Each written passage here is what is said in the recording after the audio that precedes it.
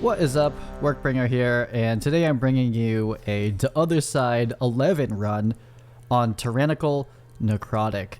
Now, what I would say is that this was my least favorite dungeon for the entire expansion so far. I just don't love this place, or at least I didn't, but I'm learning to love it because my best in slot belt that I do not have and my best in slot trinket, which I have at a very low level, comes from this place, so I must farm it. I must learn to love it, and I run it a lot. And you know what I do? Once I have the route down, I run it at lower keys and just kind of, you know, take the stress away, right? Because this place kind of stresses me out. And I'll run it at low keys. I'll run it on heroic, and then when I'm running it on the high push key for me, I try to keep that kind of mindset where I'm not afraid of it. I'm like, I'm going to go get these mobs versus like, last time I was here, they one-shot me. Which is my general feeling for this place. Like this enraged warlord, oh, he can one-shot you. Oh man, it's not fortified, but can he one-shot you? He can. He absolutely can. But you'll see like the way I'm playing with it right now and how fast the mobs are dying. It's kind of like doing it on like a Mythic 4 or something, right? They're just melting. It's because we have the appropriate DPS. That helps a lot. Now, if you don't have the right DPS, the mobs live too long and you uber die. Now, what I will say that's making this run a little easier for me is that there's a lot of enrage mechanics here, and we have a hunter with trank shot and a druid with soothe. So that's really helpful. Now, I mark the death speaker. That's the wrong one. And then I mark the wrong one again. So, oops. For real, this is my first time doing inspiring in this dungeon, I think. So I marked the wrong one. I think people are still killing the right... Nah, they're killing the one that I marked. I'm an idiot. So basically, I marked the wrong mob, but the skeletal raptor got cleaved down. Kind of dying here, but yeah, that's a big mistake. Things are okay. We're letting a lot of deaths and brace go off. That's cool. I'm living it, and this druid is doing a very good job of keeping me alive. I feel quite confident in this this cat's... I don't know if they're Moonkin or Feral Affinity, but this this druid's hands I feel well taken care of here. So I believe it's the warrior's key, and they're a little chatty in the way that you can tell that I don't think they've ever plus 10 this place, but that's fine because they put together the hit squad. Everyone else here has definitely done 10s. And on a higher key like this, you wait, right? You don't try to engage with the big red until he comes to the pot. It's worth the time. It's worth the time because wiping right now is not feel good. I also need all my cooldowns for Hakar.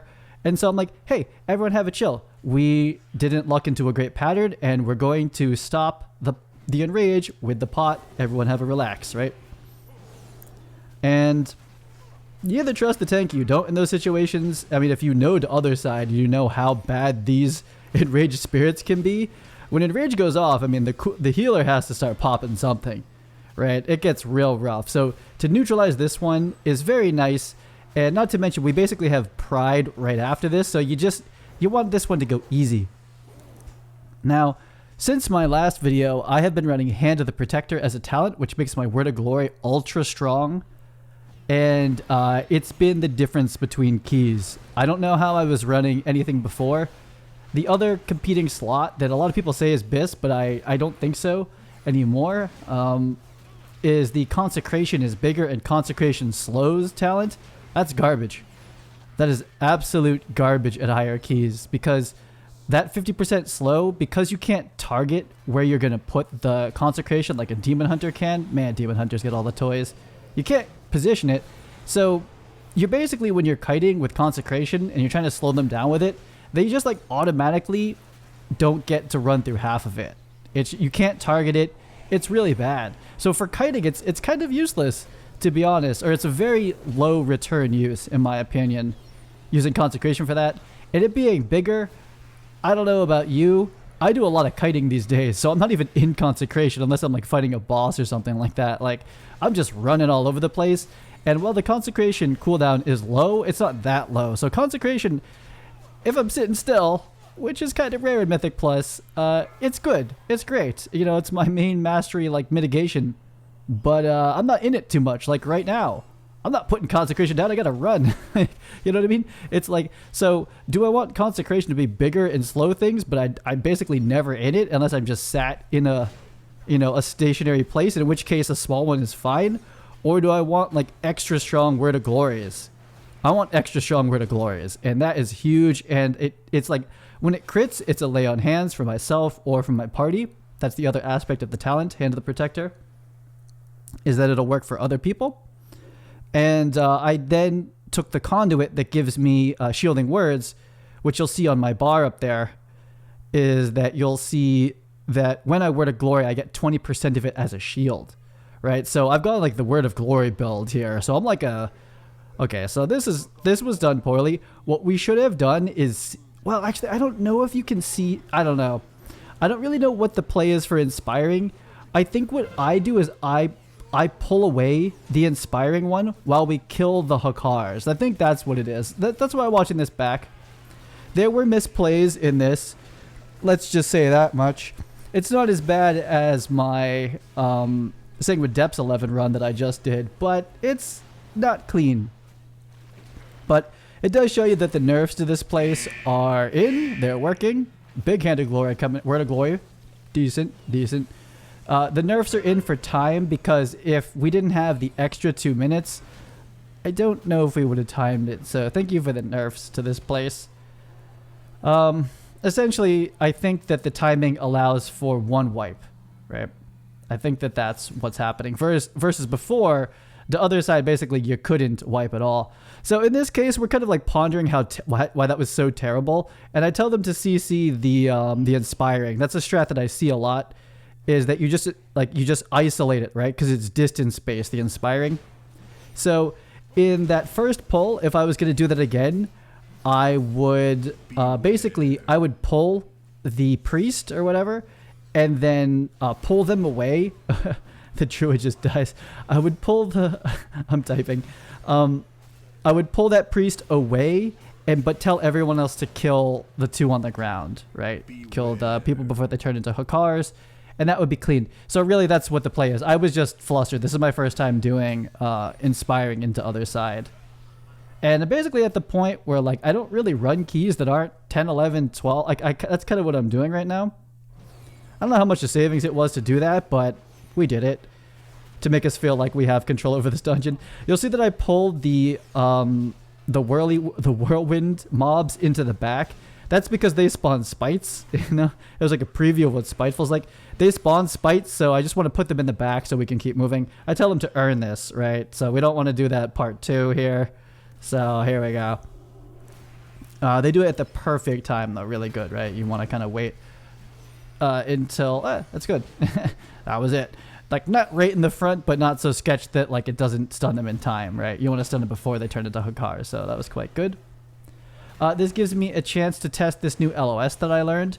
What you can do if you're feeling extra spicy, and I think if it was a guild group, I ran a couple guild groups today, not high keys, but ran some guild group, and we were on voice. We pull both, and then I would go do this in the background. So I tell them to just go chill for a second, like don't attack anything, right? Which don't attack or LOS is fine, either one. And we just jam them all together into this little LOS here. Now, unfortunately, they all... I'm not so sure that's the move, because you can't stun them. So, because the Inspiring is still alive, so when you stack them all up, people got eaten by the Whirlwind. So, a couple possible misplays as far as the other side Inspiring. And like I said, that's kind of why I'm reviewing this. This is my first time doing it. To tell you ahead of time, we do time it. So you can, not be as stressed out as I am when I'm running this.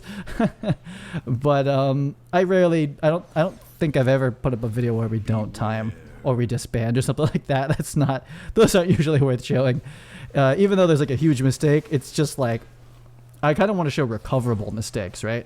Which is kind of the theme of Necrotic, right? But I've learned to love Necrotic, right? Necrotic, it's like 100% up to me. Oh, the warrior, wait.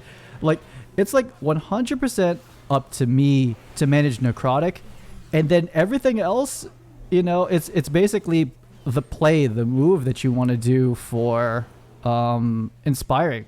So this is, and then the bosses are hard, meaning the tactics have to be right. This is my week to screw up, and it's hard, and it puts a lot of responsibility on me. And I've died more this week than I've ever died before, but now I know what it feels like to be melee DPS or whatever during Spiteful and whatnot. So I'm getting mine. This is my week of atonement for all the other affixes. However, I've learned to own it, and I feel like I handle... Wow, we can't get through the door. I feel like I really own this dungeon at this point, even on Necrotic. And I'll show you that I use every piece of Protection Paladin utility to clear my stacks. So far, there's been no issues with stacks. It looks like Hakar doesn't even give me Necrotic stacks, which is lovely. Love it. We did Lust, and we still have our lovely Pride buff. I'm going to melt this here, Son of Hakar here.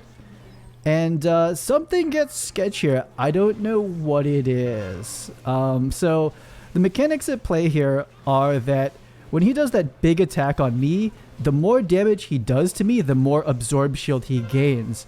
Also, when he does the absorb shield, the health of the Son of Hakars get absorbed into his shield. So you can try to out DPS, but what's going to happen is that all those alive Hakars become a shield. And so...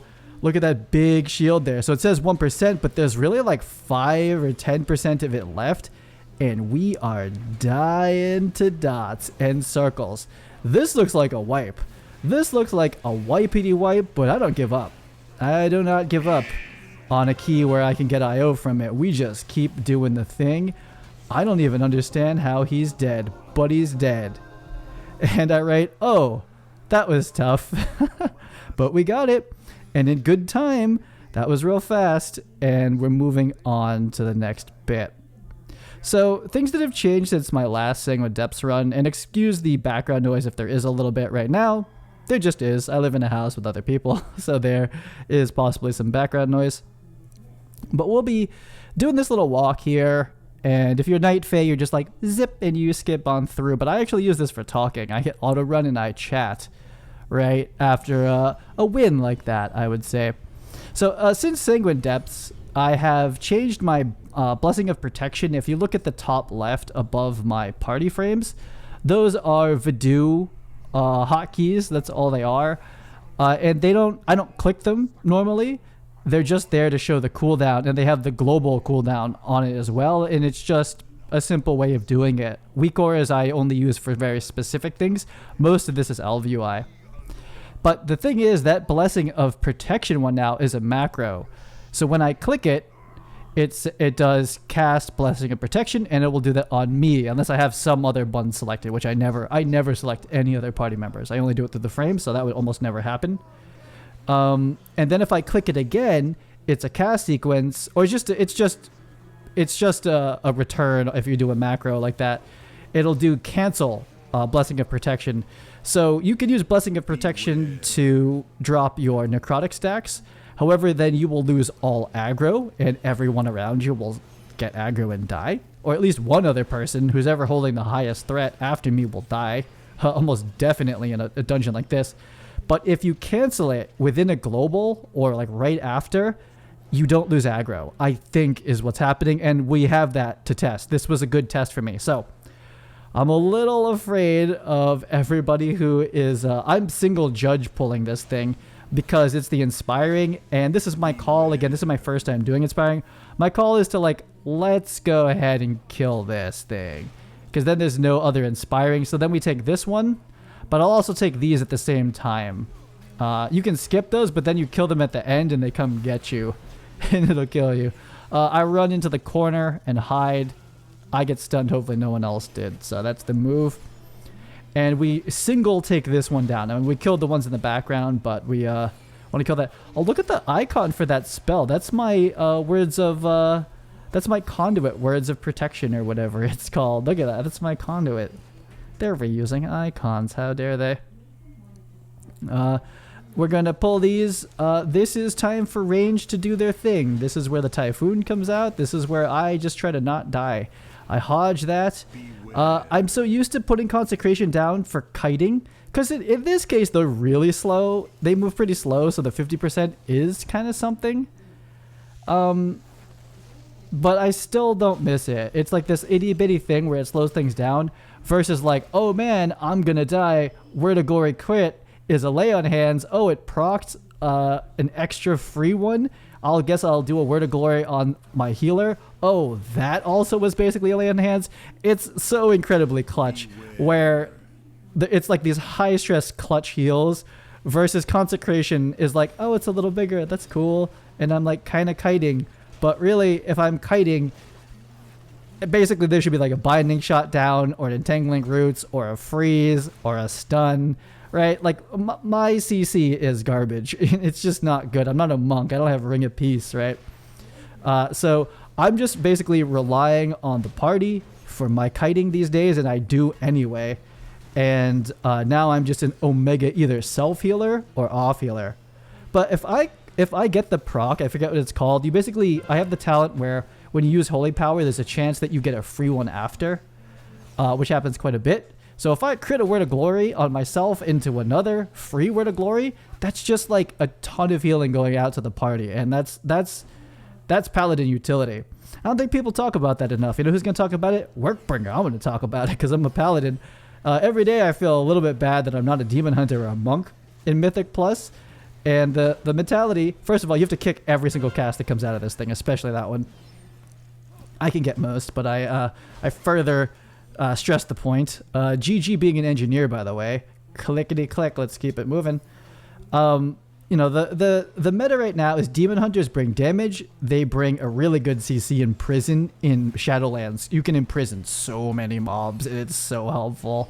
Like inspiring, it's like I'll CC it, right? So I have no actual CC. So as a Demon Hunter, you can CC the inspiring one a lot of the times, and then do all your tricksy other things, like you have your sigils for silence and gripping, and just they have all the utility and then big damage. And now they're tanky with the Fiery Brand build, so they're tanky and high damage and high utility. Pretty awesome. Very self-sustainable, right? With the self-healing. Really good take, incredible mobility. Now the monk, however they're squishy. If you get a Fiery Brand drops, you're a leather wearer, and you better start kiting. You better bust those wings out and fly away, as all tanks have to on Necrotic. But Demon Hunter just in general, you gotta fly away. You're not living too much face tanking as a Demon Hunter. You don't have to. You have wings. And the monk is the opposite. Monk has like pretty amazing utility as far as Ring of Peace, in my opinion. That looks great. I would love to be able to reposition mobs like crazy like that. It's like, oh, you want on this? Boom, Ring of Peace. No, that's dope. But what the monks bring is the same with raids, is that like they can get double smash in the face that would have one-shot another tank, and instead they only get 70% of it, which might take them to 10%, and the rest is a dot. And they just stagger it off, and then they can clear it, or it gives healers time to react, right? So they can just truck. They could just eat so much damage. So someone's real bold. That's too sketch for me. I never do that. It's kind of like when you do the arrow in Spires, you always wait for the first blast, because like that chance that you don't, that's a way longer run back than whatever the timer is for that. But they made it work. But it's always a risk because you really don't know unless you were watching it before you got there. But anyway, monks like basically don't die, so they're like uber defensive. Now, what I would say for Paladin, having done it, is our damage is pretty good. It's competitive, right? I think it's competitive, if not higher, if you're Venthyr, single target, with Demon Hunter, with Monk. Monk has like pretty crazy DPS with the Keg Lego, from what I've seen. But we do DPS just as well. We are cooldown dependent, however. See, I'm almost getting the guide ready here. I need to do some 15s before I can really speak on it, but we have a lot of survivability until all of our cooldowns are gone, right? That's that top bar for me. If my Ardens is gone, my Guardians is gone, my Bubble is gone, and my Avenging Wrath is gone, which would give me stronger heals, I'm dead. And something bad happens, I am not going to live. But what I can say, okay, so this group doesn't get the mechanics here, and so I'll just cut to the chase. It's a wipe. It's a wipity woo. And we just insta die. But we'll give it a different shot.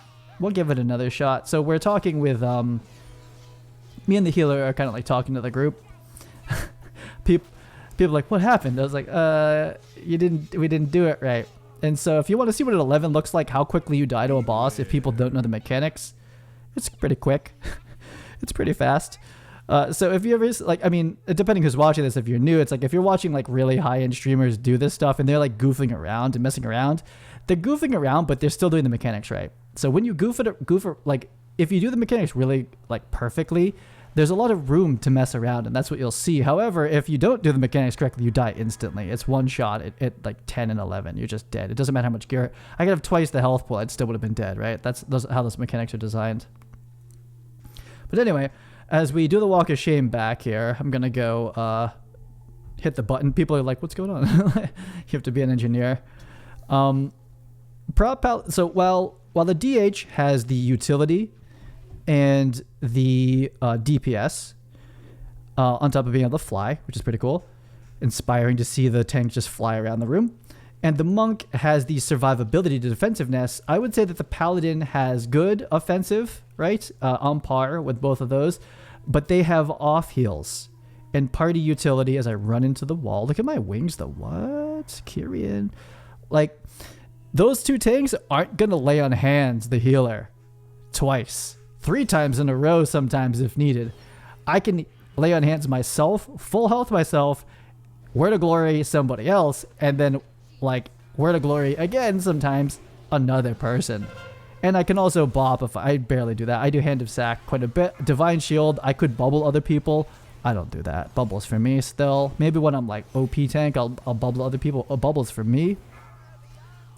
We have an immunity and we can save other people. And I don't know how many other tanks have mained healer. I don't have it mained healer, but I've done a lot of healer play like from a while ago. But Resto Druid, essentially, I played a lot of Resto Druid. And so I play a tank like a healer. That's why I use Vidu for my party frames. And it's why Paladin is so strong, because I think I'm going to play Holy Paladin when I get like 20 haste. I'm waiting for 20 haste and then I'll try it. 20% haste. And we just have crazy awesome party utility. And it's part of the reason I play Paladin is because I intend to heal as well. I would like to do some healing. HPAL looks cool. I think the meta, a lot of the top healers that I follow are like once HPALs have the gear and they can essentially heal everything, their DPS is like 4 times as high as every other healer. Like I watched Growl play, who's a healer on YouTube and Twitch. I was watching him play plus 15 the other side.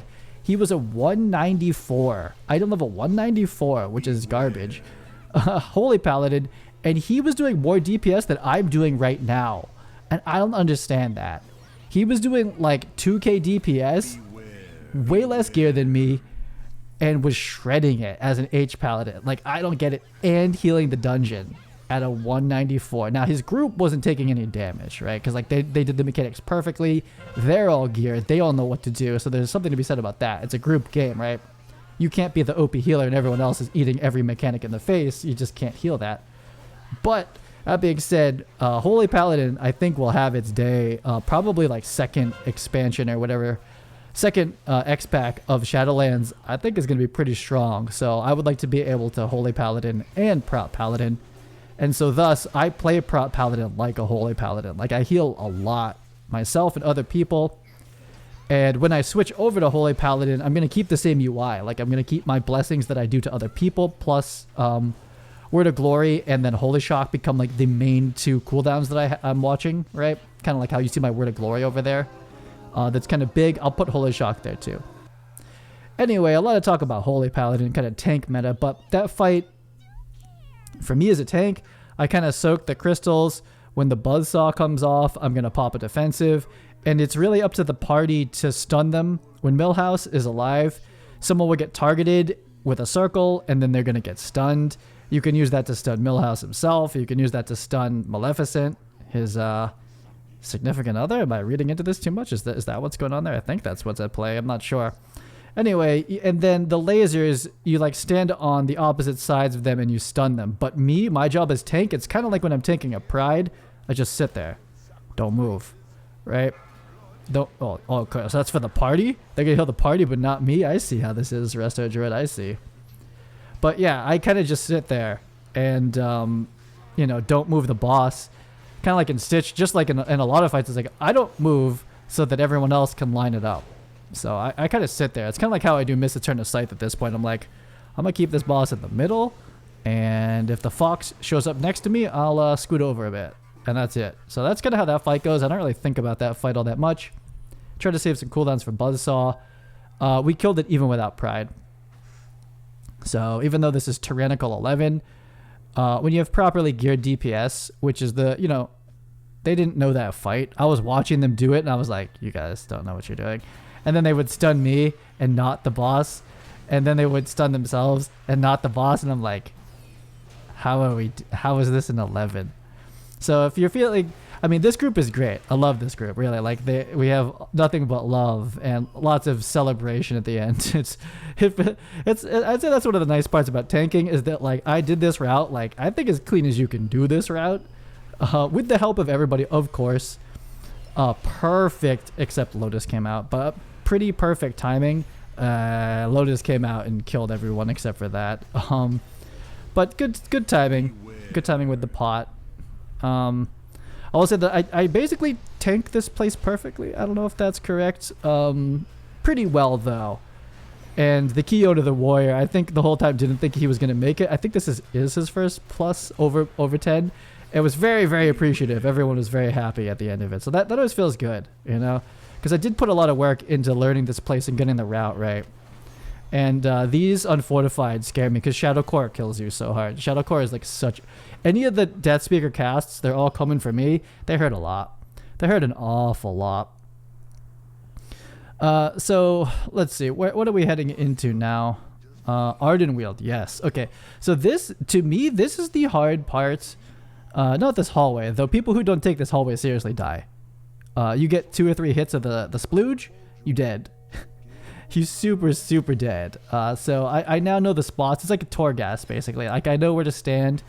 And the people that run ahead, is that the Druid? Yeah, okay, so Druids are swift little kitty foot. But like me, I am very slow, so it's more about just knowing where is safe, where is not safe. And everyone, I think, just followed me. I'm not so sure. Anyway, this part is tricky to manage the count, but I have it perfect. A perfect way of doing this on plus 10. Show me another one. I don't think it exists. Okay. Pull those dudes on the right, the Spriggans or whatever, and then pull these moths. If it wasn't necrotic, I would also pull that patrol, but it is necrotic. And on top of that, it's also inspiring. So here we go. 28 stacks, unsafe. I run away into the tunnel. They're never going to get me. And I think the group is doing some CC. I'm going to operate like they're not. Maybe Binding Shot came down, whatever. They're cleared, they get it, right? Okay. We didn't pull this pack in because, one, it's necrotic, so I would have had, like, I don't know, even more stacks before I could run out. And because one of those is inspiring, we wouldn't have been able to CC any of them unless we had killed that one. And I don't think that would have died before I was out. So any of the Typhoons, the Roots, the Ice, the anything, Ursols, Binding Shot, none of that works if that one's still alive. And so depending on the timing of that, I just don't think it's safe to take that pack. So that's how we handle that. So you kill everything up here, right? That's how you start it. Then again, because of necrotic, I'm like, let's chill here. So what we're going to do next is we're going to kill this pack. And we're going to kill those ram patrols that are back there. But I want to get through some of these first, right? You also have to be very aware of the fact that there is a territorial bird patrol. There it is, running around. And it has an inspiring on it that I'm noticing now. I'm like, okay. So I don't think I'm going to drop stacks here. But I'm okay with that because for time. Because I don't want that patrol to go too far away. And then risk pulling the other bird patrol. I don't want that. And so this is Pride. If you do this route, this is where you're going to get Pride. Pretty safe place. I dropped stacks with... did I Divine Shield that? Did I Divine Shield? That's pretty bad. I don't know. I cleared it with something. It wasn't Bop, though. I'm going to show you where the Bop happens. Relatively safe place to use Bop, because if it's a huge pack and you don't cancel or quickly enough, you'll just kill everyone. Like, really quickly. So we get Pride. So basically kill everything at the top. Kill the Spriggans at the bottom and kill the Ram Patrol. Don't pull the Bird Patrol though. And you're going to get Pride right here. And what are you going to do with it? Nothing. And this is the worst Pride ever. It's pretty bad. You kill some birds and I get stuck on a rock. But it doesn't matter. This isn't the Pride that matters. It's the Pride after that matters. Will that shoot off when he's dead? I don't think it does. Okay. So I have my opportunity. There's really not much to CC with these birds. This is a kind of a sketch place because it's very easy for people to pull any birds to the left. I do not want a single bird from the left side of the pool. I only want the lives of the birds on the right side. So we killed the inspiring one and I'm stuck on this rock and oof. And I'm so close to body pulling that other one. I need to work on not doing that. Anyway, so I'm just body pulling these. I need that one and I need that other one back there. I'm going to go get in a second. That one. Yeah. But not the hatchlings and not the patriarch. So we're just going to sit here and face tank it. I didn't need that. I cleared my own, I think, with a vial. But appreciated. But that's not enough to clear stacks. But I get it. That was the healer. Looked like it was either the healer or the hunter. I can't tell. It was either Typhoon or it was Blasting Shot or whatever it's called the hunters have. Anyway, we killed those real quick. And so if someone had gone to the jar, we would have been overcount right now. So they don't. This is nice. They're following the lead here. They trust. We got to kill this bird. Okay? And we got to kill this bird. That's it. Someone else pulls another one in here, which just increases my necrotic stacks, which is stressful. So I'm in a bad place right here. Okay, so I'm popping some defensives, however. Who pulled that? Who pulled that? Hunter. Hunter pulled that. Pretty sure that was the hunter. Now my necrotic stacks are getting bad. I have nothing to clear it. We bop and cancel. And hands. I clicked it. I tried to. I don't know if it worked. But, oh no, I could. I have forbearance. I can't do that. Anyway, that was the bop macro cancel there and I click it. I almost, the only time I will ever need bop cancel so far that I'm aware of is on necrotic. It's the only time I'm going to need it. So that was my stat clear or else I'd be at 60 and I would be dead. Which would have been the worst because I have, we have a druid, right? But, at this point, I'm like, I'm going to clear it the old-fashioned way, and people CC it. That one dies, and this one gets the bow, the hodge. I would have lived. It would have been fine. It would have been fine, but I just hodged it. Anyway, that's how I clear that up. We have an inspiring here, so I can't chain pull. I don't want to. Anyway, with necrotic, it just gets dicey. These mobs work kind of slowly. So we're gonna take our time. If it wasn't inspiring, I would just start pulling that entire bottom hallway. But that's the route so far, right? And you'll see how this works out in the end. You kill everything up top. You kill the bird patrol. You kill all the birds besides the patriarch and the hatchlings to the right. And then you kill everything down here. So this one I feel pretty confident, and I have Divine Shield back, which that's why I have the talent for Divine Shield to come back quickly, because it's just like Divine Shield is kind of like go ahead and triple pull, right? Basically, if you have the DPS to kill them, obviously. If you're lacking DPS, triple pulling doesn't work. You just die. like if they all have like 50% health at the end of the burst, then it's why did we triple pull? We shouldn't have, right? It doesn't work. But we have the DPS. The numbers are there. I have been noticing. This is just a double, by the way. Anyway, so we're going to kill this pack. And it's like, oh no, we have 99% count and no pride and a boss. But we got a bunch of invisible friends right here. And I think people were worried. People were like, oh no. Like, and then like as I pulled these, they were like, oh. And they were all typing like clutch. And like they were like, okay. Because it's kind of like this mystery for the DPS. You just like trust this random person on the internet who's like, yeah, I'll take over. I'll lead you for 40 minutes through this dungeon. And unless you're a tank, I really doubt you understand the layout of the other side. You just gotta normally walk in and like kill stuff, kill some birds. And if you're the healer, you're just healing some people. Like, I don't know if people, like, I have studied the other side, like this place, this one in Hall. Like, it's like I could draw it for you. I don't need MDT anymore. I just like, I kind of look at it sometimes. But I know this place to the percent, just like I do Plaguefall. Like my Plaguefall route now, I think I've showed it. My Plaguefall route, it's the same thing. We get 99% on the last trash pack, and then I pull one slime, and boom, pride. And it's just like this super clean, very safe pride, because pride at higher keys kills you 15 prides, I've seen them, like we're all dead by the end. So you want to pull the last pride for the boss as cleanly as possible. And so that's what my routes kind of do when I can pull it off and I have the freedom to do it. Some dungeons don't really give you the freedom, but I go for extremely safe, what I call 99% routes, where you leave this last tiny push to one ad if possible. So I can do it on Plaguefall, I can do it here. I can do it in a lot of places where it's literally the last ad that will tick it over. On Halls of Atonement, it's very easy as well. That's nothing special. There's nothing custom about that route, but this route here is like, I've seen others. The warrior actually linked me another one that was garbage. Absolutely, I would fight the person that made that route. I was like, that's a garbage route for a pug. I would never do it. And was wrong. It had some pulls that would have chained other pulls. I was just like, no. I don't know what like garbage place on the internet you found this route, but this is it. So there's a word of glory for a friend, right? Because he took fall damage. And I'm pretty sure if you look at the healing chart real quick, look at the druid healing, look at my healing. He's barely winning. Barely. Another word of glory for myself into a proc word of glory. Look, I am going toe to toe with healing on the fight, with the healer on this fight, right? And we do the trick where we can do this and we just skip the RP, and it does save a bit of time. And someone else did it with me. Who's right behind me? Someone else knows the dance. Someone's right behind me. Who is it? I would assume the healer.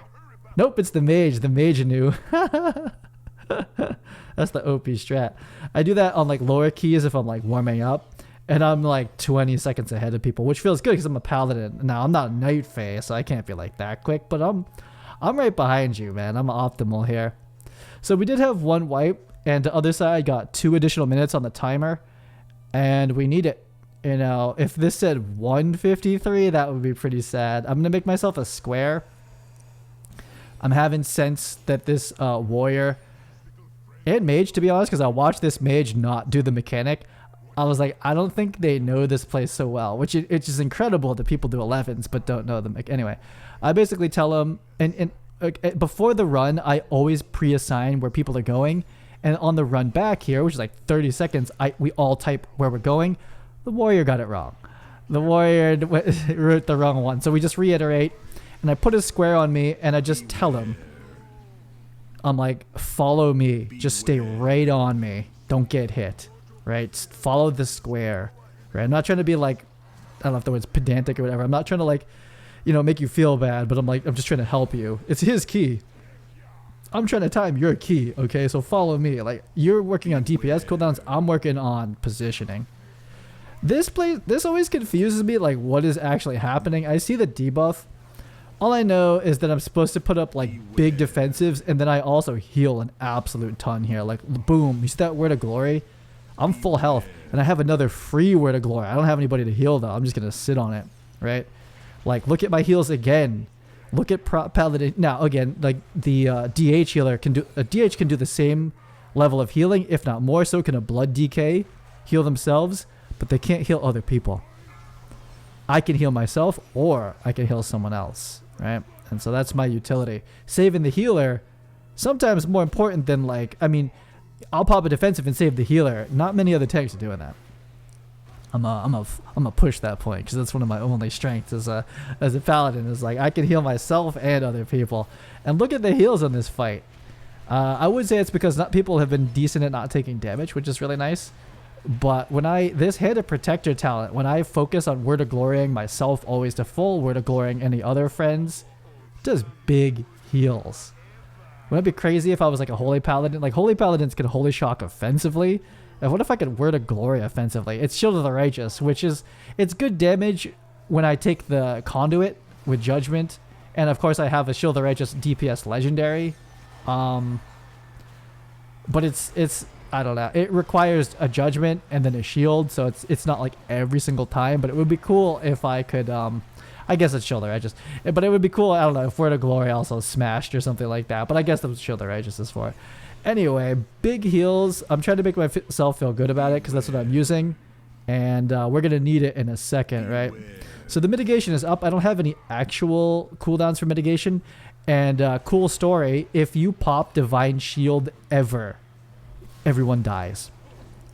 If you pop any immunity on this fight from anybody, everyone will die. This orb comes out and it just kills everyone. Don't believe me? Try it.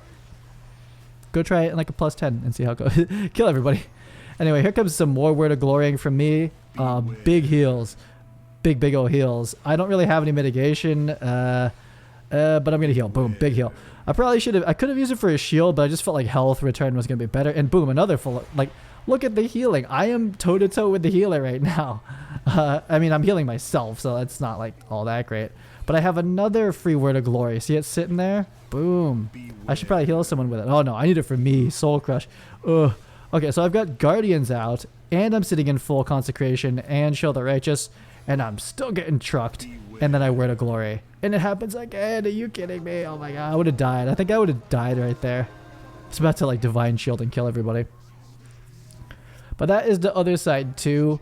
As far as tanking, except for like the first Hakar Wing kind of botched inspiring pulls, that's my route. Is clean, and I think it works for everything. Unlike when it switches between Tyrannical and Fortified, I do change my routes a bit.